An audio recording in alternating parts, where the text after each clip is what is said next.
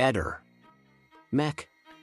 Pallister. Come sapete sono l'avvocato Antonio Cozza. In qualità di difensore di fiducia della signora Silvia Reidin, ho ricevuto mandato professionale dalla predetta, al fine di rappresentarvi quanto segue. Nelle puntate odierne delle trasmissioni televisive pomeriggio 5 e mattino 4, la signora Reidin, a causa del momento difficile che sta vivendo nonché a causa delle condizioni di stanchezza in cui si trovava, affermava che la signora Gabriella Micheli aveva visto le cartelle cliniche relative all'interruzione di gravidanza posta in essere dalla signora Resinovic. Tale affermazione è inesatta in quanto Gabriella Micheli non ha mai avuto modo di visionare la predetta documentazione medica né tantomeno la signora Micheli ha mai riferito tale informazione alla signora Reidin. Pertanto con la presente la mia assistita intende rettificare la dichiarazione resa. Silvia Reidin, per il mio tramite porge le scuse per il suddetto inconveniente,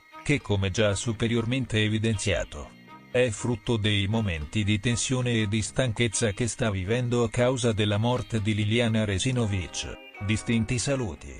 Ehi, non dimenticare di iscriverti a questo canale.